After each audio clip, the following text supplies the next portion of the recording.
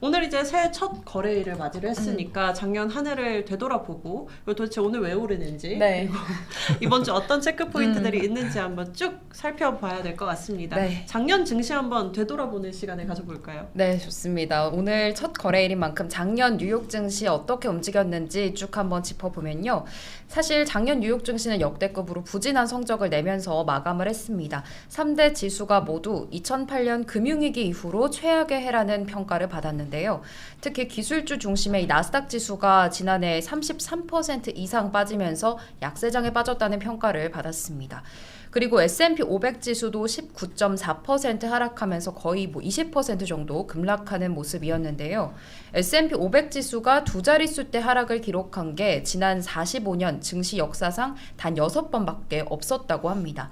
마지막으로 다우 같은 경우에는 8.8%의 연간 손실을 기록했습니다. 나스닥 지수가 지난해 33% 진짜 많이 빠졌습니다. 네. 매분기 하락을 했던 것 같아요. 맞습니다.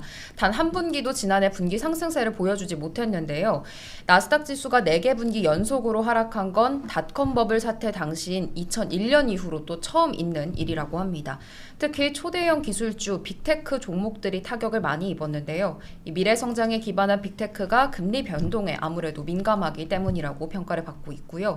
연초에 1.6% 살짝 상회를 했던 이 미국 10년물 국채금리의 경우에는 작년에 연중 4%를 계속 상회하는 모습이었고 3.8% 수준에서 마감했습니다. 네, 작년 증시 한 줄 평가를 해주신다면 잊고 싶다. 너무 공감되네요. 잊고 새로 시작하고 싶다. 네. 진짜 근데 하락폭이 차이가 많이 나네요. 네. 나스닥이 30% 넘게 빠졌고 다우가 10%도 안 빠졌네요.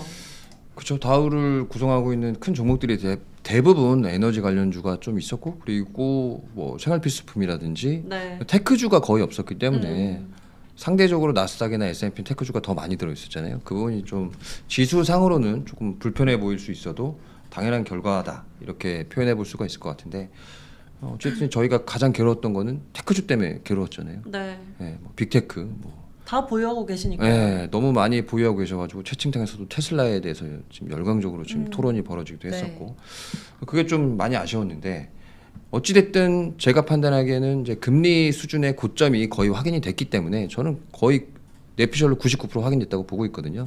작년의 고점이 시장금리의 고점이다. 특별한 일이 없지 않는 한 그래서 그런 부분을 따지게 되면 이제 밸류에이션 하락은 굉장히 제한될 수밖에 없다. 네. 그런 부분에서 이제 빅테크도 이제 노려볼 만한 영역이다라고 말씀드렸고 지난번에도 한 3주 전부터 제가 테슬라 160% 아래는 좀 사봐도 될 것 같다라고 말씀드렸는데 많이 틀렸죠. 그게 이제 밸류에이션 부분에서 제가 말씀을 드렸던 건데 네. 그 부분은 일정 부분 나중에는 해소가 되지 않을까 계속적으로 똑같은 의견에 견지를 드리는 거고 다른 빅테크도 마찬가지다. 네. 그래서 올해는 저희가 처음에 지금 말씀드린 기술적 반등이 오늘 나올 수 있지 않을까 이렇게 얘기를 했잖아요. 네. 보시게 되면 연봉을 한번 보세요. 그 미국 역사가 지금 한 100년 정도 됐잖아요. 2년 연속 빠지는 게 거의 없었어요. 한 4-5번 정도 있었나? 정말 네. 큰 쇼크였을 때 그럴 때만 있었지. 지금이 과연 뭐 엄청나게 시스템이 무너지거나 시장이 갑자기 경착륙으로 갈 수 있을 만한 경제 환경이냐?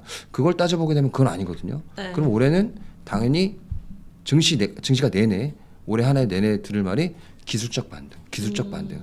저는 올해 한 해 내내 계속 많이 들을 것 같아요. 네. 그래서 그런 부분들도 잘 투자에 좀 엮게 되게 되면 올 한 해 좀 좋은 결과가 있지 않을까 말씀드릴 수 있을 것 같고 그리고 그 나스닥 지수가 많이 빠졌는데 기회예요. 네, 제가 보기엔 기회고 언제 이렇게 좋은 가격을 볼 수 있을까? 네. 예. 혹시라도 저희 그라 시청자분들도 한국 주식을 하시는 분이 계시면 이런 대표적인 종목이 한국에 있었어요. 2차 전지주. 네. 굉장히 비쌌거든요. 근데 제가 사면 안 움직이고 맨날 떨어져요. 근데 손절을 해요, 예를 들어서. 네. 그럼 그때부터 올라가요. 근데 이게 뭐냐면 성장주의 수명이거든요. 네. 노이즈가 엄청 많이 나오면 밸류에이션이 높기 때문에 그 주가의 스윙폭이 굉장히 큽니다. 예전에는 그 가치주라고 불리는 이른바 밸류에이션이 싼 종목들은 10%밖에 움직이지 않을 게 성장주는 40% 50% 움직이거든요. 그렇죠. 그럼 안 좋을 때 베팅을 해야 돼요, 항상. 그래서 올해는 베팅이 가능한 영역에 들어왔다. 그렇게 보셔야 될 것 같고 저는 그래서 기술주에 대한 관점은 올해는 당연히 플러스가 날 것이다. 그렇게 보고 있고 작년에 건 싹 잊으시고 올해는 밸류에이션 평가가 되는 것들 그리고 실적이 올라올 수 있을 만한 것들은 충분히 많이 있으니까 희망을 갖고 한 해를 시작하시면 좋을 것 같습니다. 네. 잊고 싶다라고 해주셨는데 계좌도 차라리 강제 매도가 되고 리셋이 좀 됐으면 좋겠어요.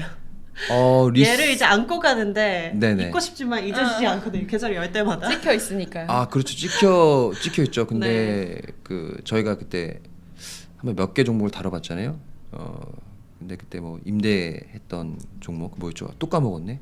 위워크. 네. 이렇게 현금 흐름에 큰 문제가 없는 종목이 아니면 경제 사이클은 보통 2년에서 3년 정도거든요. 3년 정도 버티면 다 올라와요.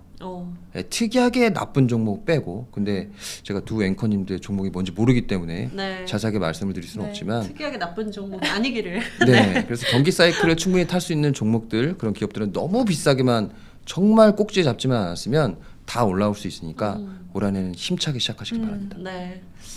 작년은 잊고 싶은 한 해였지만 올해 그래도 정말 말씀하신 대로 그 정말 이 탐나는 종목이 있다면 약간 좋은 가격을 또 노려볼 만한 기회가 될 수 있는 해다라는 생각이 듭니다. 오늘 그리고 새해 첫 거래 증시가 오르고 있는데 네. 아무도 이유를 몰라요. 네.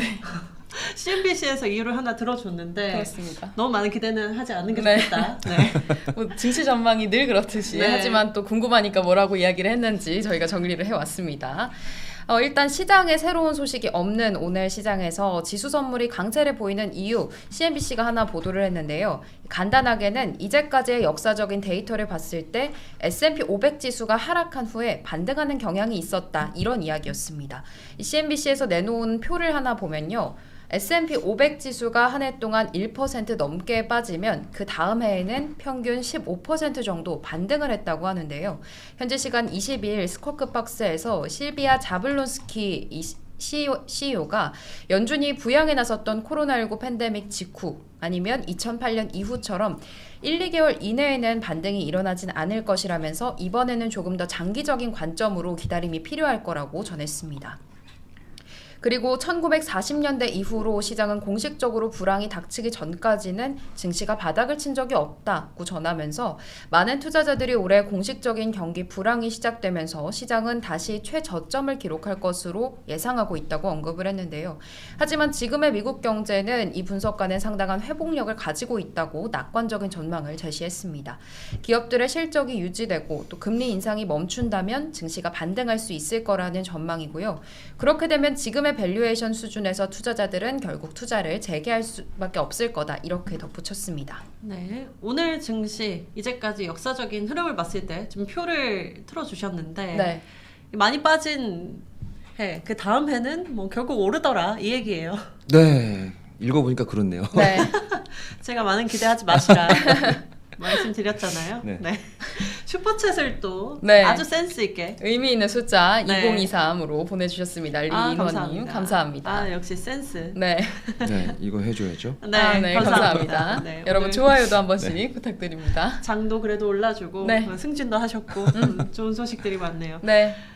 이 이야기도 참 많이 나오는 것 같습니다. 시장에 불황이 닥치기 전까지 진짜 저점은 아니었다. 그러니까 불황이 닥쳐봐야 또 네. 저점이 확인이 될 것이다라는 건데 계속 이런 전망들이 많이 나오고 있거든요. 네, 지금 시장에서 이제 가장 걱정하고 있는 게 계속 말씀드리지만 경착륙, 연착륙 그 두 개거든요. 지금 아주 소수의 의견이지만 약한 침체도 없다. 이렇게 네. 말씀하시는 분도 계세요. 근데 이제 시장의 주류는 아니기 때문에 저희가 판단할 거는 약한 침체냐 아니면 강한 침체냐 그 두 개만 확인해 보면 되는데 지금 시장의 밸류에이션은 이미 금리가 상승함으로 인해서 많이 빠졌어요. 네. 뭐 PER 개념으로 20배 이상 가다가 지금 PER로만 거의 20% 이상 조정을 받은 거죠. 그렇다면 지금 조정을 안 받은 게 기업 실적들인데 기업 실적이 얼마 정도 부러질 것인가 이것만 예측을 하면 되는 거거든요. 그래서 그 부분들에 대한 논란이 굉장히 많아요. 그래서 저희는 계속적으로 보수적으로 해야지 수익을 얻을 확률이 높으니까 그런 면에서 저도 그때 한 3,400에서 3,500 정도가 마지노선 조정폭이 아닐까 계속적으로 말씀드렸던 거고 그거는 당연히 바텀업에서 올라올 수 있는 조정폭을 저희 나름대로 계산해서 상상을 해보는 거죠. 그래서 EPS가 올해 210 정도에서 언저리에서 움직인다. 네. 그리고 PR 밸류 적당한 수준 되게 되면 그럼 그게 3,400에서 3,500이거든요. 근데 그 이하로 가게 되면 이거는 경착륙이 아니고 무슨 시스템 문제가 크게 난 거죠. 그래서 저희는 투자자이기 때문에 네. 적어도 해지를 하지 않는 한 그 믿음을 가지고 투자를 해야 되는 거고, 그리고 지금 여태까지 지수가 지금 버텼던 이유는 그나마 고용들이 지금 살아있지 않습니까? 맞아요. 이 고용이 살아있는 게 믿으셔야 돼요. 안 믿으시고 고용도 나중에 부러질 것이다. 그거는 나중 문제잖아요. 네. 그러니까 저희가 보고 판단해야 되는 거고, 오죽했으면 계속 강조드리지만 페드도 못 맞추는 경제 상황인데 감히 어찌 저희 같은 범인들이 경제를 맞출 수가 있고 그렇게 할 수가 있겠습니까? 센터장님이신데. 그러니까요. 이제 범인이 아니십니다. 뭐 원래도 그랬지만요. 범인 중에 한 명이죠. 네. 그래서 그렇게 네. 생각해 본다면 저희도 데이터를 지금 계속 잘 보고 어떤 게 조금 저희한테 힌트가 될지 계속 찾아봐야 될 것 같고요. 그런 부분들은 제가 중간중간에 뭐 표를 만들어 오든지 예전에 했던 방식으로 점점 말씀을 드릴 수 있을 것 같아요. 하지만 지금 같은 경우 보게 되면 지금은 조정이지, 올라가기 위한 조정이지 폭락하기 위한 하락의 전초는 아니다. 뭔가 붕괴 뭐 이런 것은 네. 아니다. 붕괴가 나려면 고용이 적어도 바닥에서 1.5% 이상은 저는 무너져야 된다. 네. 이렇게 보고 있고, 그 외에 저는 미국의 집값은 별로 걱정이 안 되는데 계속적으로 말씀드렸지만 상업용 부동산이 만약에 좀 크랙이 난다. 네. 그럼 이거는 조금 시스템 위기까지 갈 수가 있는 거거든요. 그래서 그 부분만 지금 면밀히 체크를 해보게 된다면 지금 시장 상황은 걱정할 상황까지는 아니다. 그렇기 때문에 개별 기업들 실적을 보고, 그리고 저희가 투자할 수 있을 만한 밸류에이션 영역에 들어온 것들, 그리고 실적이 바닥을 턴하는 종목들이 반드시 나오거든요. 네. 그런 종목들은 시장이 아무리 무너져도 갑니다. 그건 정말 확실해요. 그래서 저희 시장 이렇게 많이 무너졌는데 올해 1등 상승 종목이 옥시덴탈이더라고요. 네. 네. 세 자릿수 네, 상승했더라고요. 100%가 넘었잖아요. 네. 가잖아요. 아무리 경제가 힘들고 뭐가 무너져도. 그래서 그런 종목들을 잘 골라보자는 입장이지, 이제는 시장을 너무 부정적으로만 바라보고 겁내고 지금 사면 물리지 않을까, 지금 사면 더 괴롭지 않을까, 그런 생각보다는 본인만의 뭐 분할 매수 기법 혹은 아니 이 가격이 오면 무조건 사겠다라는 그 결심을 먼저 하시고 네. 대하시게 되면 올해는 조금 괜찮지 않을까 계속적으로 강조드릴 수 있을 것 같고, 그리고 그 S&P 500 반등 수치 막 이렇게 얘기를 했는데 이 사람들도 못 맞춰요 결국은. 네, 못 맞춰요. 3,400이 가장 좀 네. 많이들 이야기를 하는 수치인 것 같은데요. 네, 못 맞춰요. 못 맞히니까 그 부분에 대해서는 너무 신경 쓰지 마시고, 제가 한 가지만 딱 팁을 드리면, 이렇게 저희가 긴 시계열의 데이터를 보잖아요. 네. 네. 그 데이터는 웬만하면 믿으셔야 돼요. 왜냐면 저희가 연봉을 보거나, 이제 연봉을 말씀드렸던 이유는 그 데이터는 모수 자체가 되게 작아요. 네. 그럼 모수가 작다는 건 뭐냐면 지금 거래가 대부분 나고 있는 시장은 다 컴퓨터가 알고리즘으로 움직이는 게 대부분이에요. 네. 채권 시장도 그렇고 그리고 주식시장도 마찬가지고요. 그럼 그 알고리즘이 어떻게 쌓였냐? 당연히 데이터들을 많이 모았겠죠. 이른바 빅데이터. 네. 이 빅데이터를 기반으로 한 알고리즘으로 시장이 움직인단 말이에요. 근데 빅데이터를 저희가 이길 수 있는 유일한 방법은 데이터 모수가 적은 거예요. 그렇죠? 기계를 이길 수 있는 그렇겠네요. 방법이 저희가 뭘까요? 데이터 모수가 적은 거고, 데이터 모수가 시장에 데이터로서 작용을 안 할 때 역으로 그걸 저희는 믿어야죠.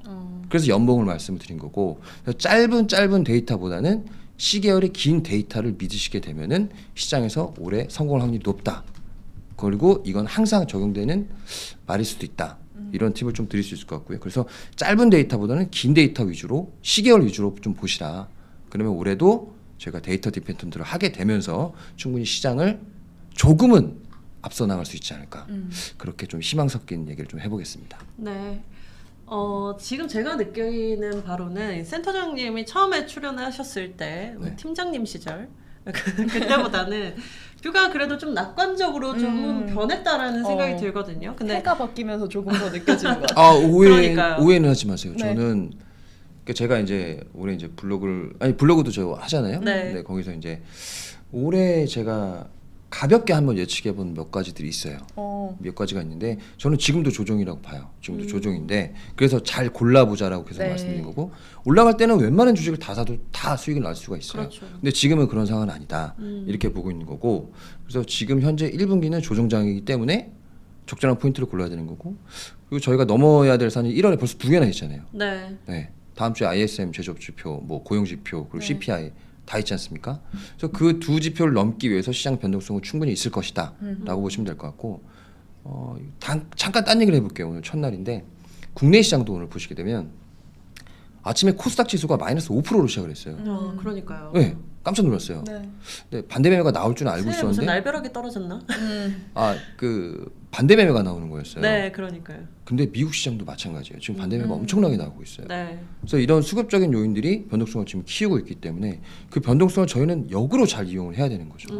그래서 그런 부분들이 저가 매수세를 만들어 나가게 되는 건데 변동성이 바닥에서는 아주 크게 나서 거래량이 늘었다가 점점 거래량이 줄면서 지수 변동폭이 그렇게 크지가 않을 때가 있어요. 네. 그때가 수급적으로 거의 바닥이거든요.